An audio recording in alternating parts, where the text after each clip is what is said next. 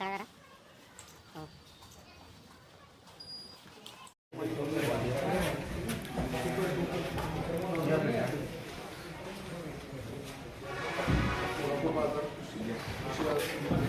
हो.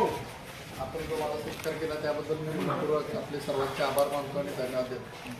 महाराष्ट्र राज्याचे मुख्यमंत्री सन्माननीय एकनाथजी शिंदे साहेब यांनी मला ही काम करण्याची संधी दिली आहे.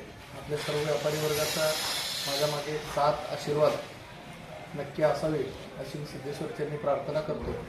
खरं तर सामान्य कुटुंबातून येत असताना शिवसेनेचं काम करत असताना एकनाथजी शिंदे साहेब यांनी मला मागील 6 महिन्याखालीच माझी प्रशासक म्हणून निवड केली होती.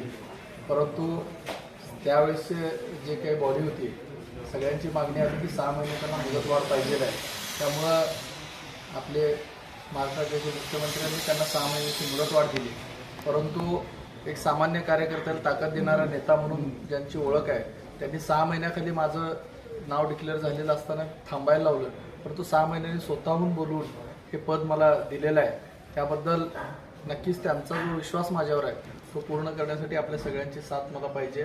आपण एक चांगलं काम या आपल्या येत्या काळामध्ये करूयात आणि ज्या काही व्यापाऱ्यांच्या अडचणी असतील, हमाल तोलार संघटनेच्या असतील किंवा सगळ्यांच्याच अडचणी असतील त्या नक्की पार पाडू. एवढ्या दिवस शहरातले जिल्ह्यातले आम्ही अडचणी पार पाडायचो, परंतु आता एक मला चांगली संधी मुख्यमंत्री साहेबांनी दिली आहे. माझा एक संकल्प आहे. मी काल मुख्यमंत्री साहेबांनाही सांगितलं की साहेब, सगळीकडे आमच्या जिल्हा प्रमुखांना आमदारांना सांगितलं जाते की तुम्ही जनता दरबार घ्या. तसं आपण मार्केट यार्डमध्ये पण एक दिवस, महिन्यातला एक दिवस जनता दरबार आपण किंवा जे शेतकरी सगळ्यांचे जे काही अडचणी आहेत, कुणाच्या तक्रारी आहेत, कुणाचे काही व्यवहार काही अडचणी आलेल्या आहेत, संपूर्ण महाराष्ट्रभरामध्ये नंतर जगभरामध्ये आपल्याला कुठेही अडचण येणार नाही अशा पद्धतीचं काम कर असं मला मुख्यमंत्र्यांनी सांगितलेलं आहे. त्यामुळे त्यांच्या विचारांवर नक्कीच मी एक चांगलं काम करण्याचा प्रयत्न करतो.